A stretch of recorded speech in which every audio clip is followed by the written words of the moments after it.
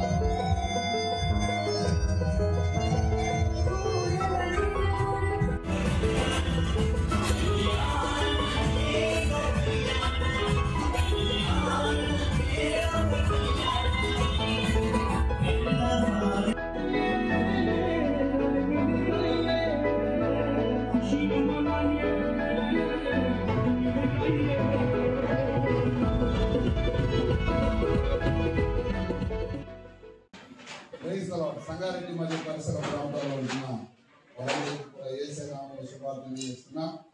మరి అందరికీ కూడా క్రీస్తు పేరట ఈశ్వర శుభాకాంక్షలు తెలియజేస్తున్నాం.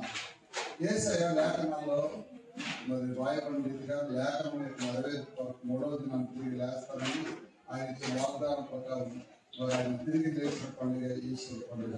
మరి ఈ శుభ పండుగను మనం అందరూ కూడా ఈరోజు జరిపించుకుంటున్నాం. ఆ శుభ సమయాన సంగారెడ్డి ఉంటున్న ప్రతి వారికి కూడా ఈశ్వర శుభాకాంక్షలు తెలియజేస్తున్నాం.